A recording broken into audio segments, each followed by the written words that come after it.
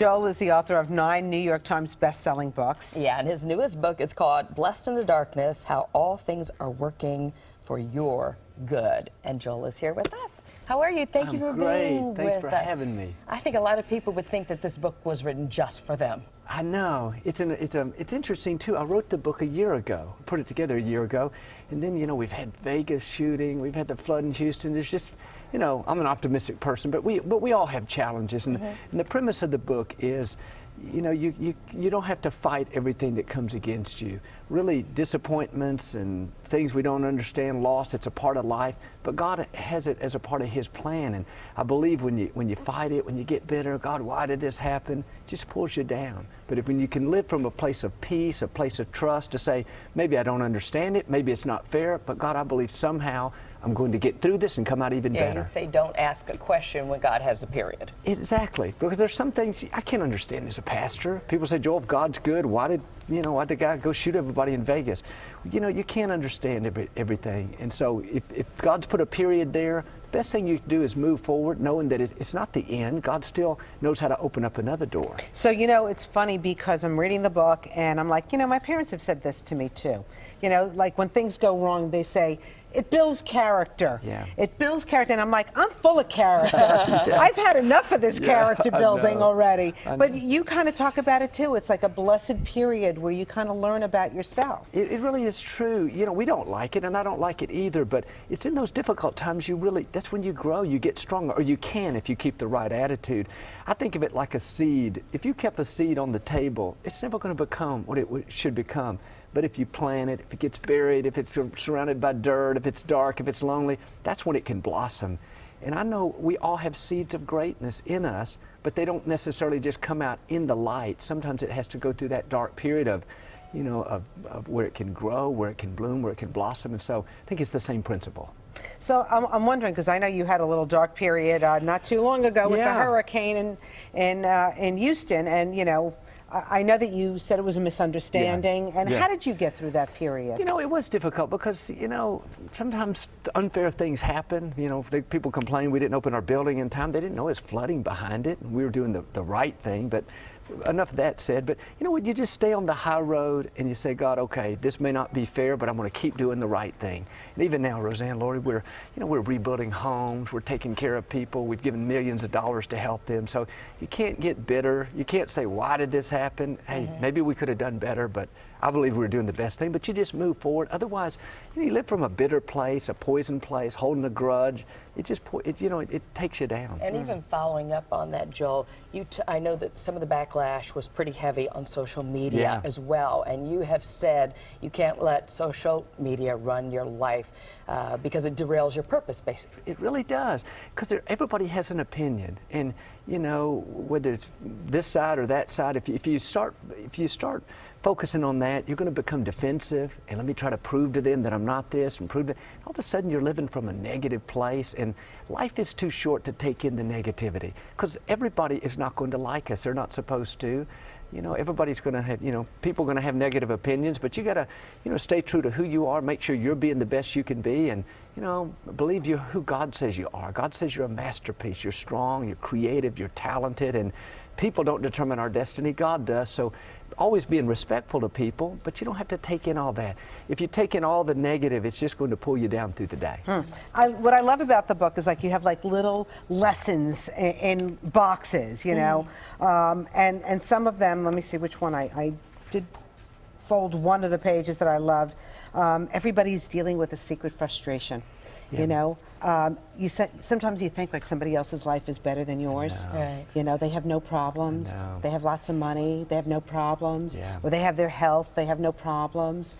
But they do. It's so important. You're exactly right. Because, yeah, you can look at people that they're so blessed, they're so happy. I wish I could be like them, but I've learned everybody's dealing with something. Doesn't matter who you are, because life's happening to all of us, and it's how we respond. You know, we can't control everything. You know, the traffic was terrible. We had to walk the last. Hey, that's. Is that true? Wait. We did. We did. That's why we barely made it. Oh, wait, Joe. Okay, finish this, and then we got to get back to the well, traffic. You know, you okay. can't control everything. You can't control what people think. Can't control the weather. But you can control how you respond. And if you're letting everything frustrate you, then it's just going to it's going to sour your day. Right? Yeah. And this day is a gift from God. Hey, it's raining here, but you know what? We're here. We're healthy. We all have something to be grateful for. All right, wait, get back to the traffic because I'm sorry, that is one of my biggest frustrations in New York City. So what was the traffic like for you, Joe? We were just coming from another station. It's just really bad. It's just not moving. So we said, let's get out. I can walk faster than I can run. So that's what you did? That's what we did, yeah. How many blocks did you? Not far, about 5 minutes. Okay. About 5 minutes. It's all good. We're healthy, we can walk. So optimistic about everything. That's so this is your 10th book, is that correct? I think that's right. How do you keep turning them out? What gives you the source and the strength and the wisdom and...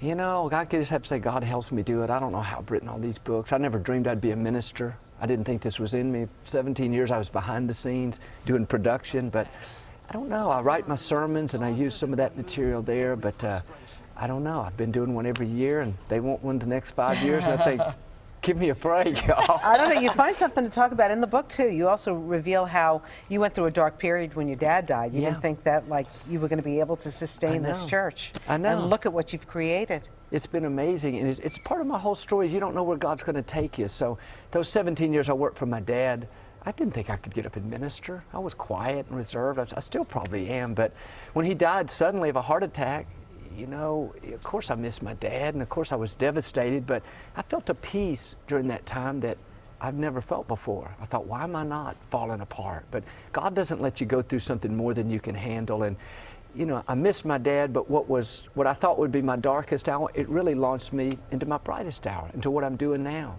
And so that's why I encourage people, if you're going through loss or disappointment, a relationship didn't work out, or you know, your job didn't go through, you got to keep moving forward. It is not the end. I know it's not easy, but you know, if you can just find something to be grateful for and move forward, I believe one day you'll look back and say like me, wow, that was dark, but look what it launched me into, a really bright period of my life. Do you find in that dark period you do a lot of praying, or do you do a lot of planning? I think maybe both. Okay. I know when my dad was died, you know, I never prayed like I'd prayed because I'd have to get up there and speak each Sunday, but I do think you make a good point. You got to plan as well. I heard somebody say pray and prepare. Prepare what you're praying for. But you couldn't be prepared when your father suddenly died, No. you know, whereas I was his caregiver when he passed. I had 3 months taking care of my father. I knew it was You knew it was imminent, coming. however, you know, it still hit you like, you know, like a rock, but how can you plan? At least I could plan a little. Yeah, you know, you're to brace exactly right. myself. No, that's a great point, and I think maybe so. What I mean is when you're praying for something to happen, maybe you need that new job. Well, you know, be prepared. Go out and do what you can. Don't just sit back and say, "Okay, God, I'm waiting for you." They say it's going to happen.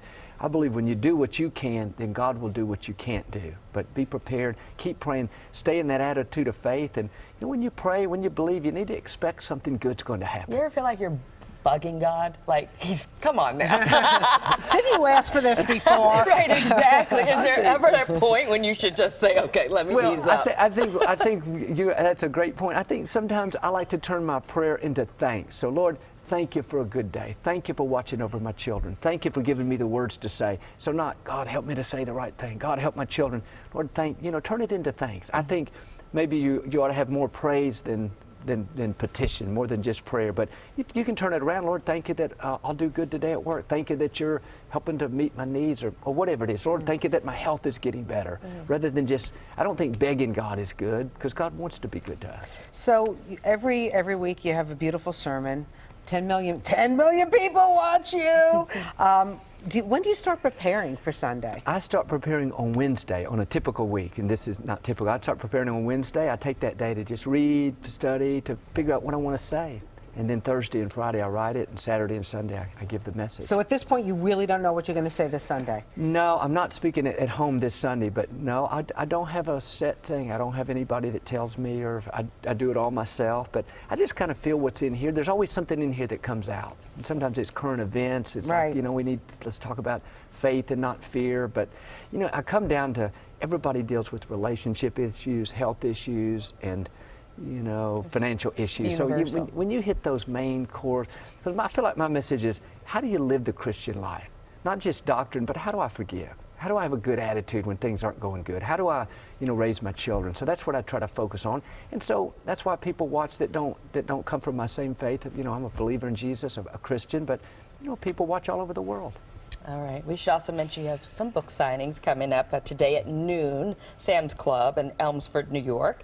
And then tonight, 7 p.m. at Barnes & Noble in Carl Place, New York. And then tomorrow at noon, Barnes & Noble at 555 Fifth Avenue in Manhattan. Busy. Really busy. And is your wife in town with you? She is in town. She's going to be at some of the events, but Good. feel blessed to have her here. Oh, that's nice. right. Well, Blessed in the Darkness is Joel Osteen's new book, and it really, I have to say, I was very inspired reading it last night. So thank you. We always appreciate you coming here. Well, I love being with y'all. We get like a spiritual adjustment feels- with yes. Pastor Osteen. I like that. Yeah. Thank you. All the best.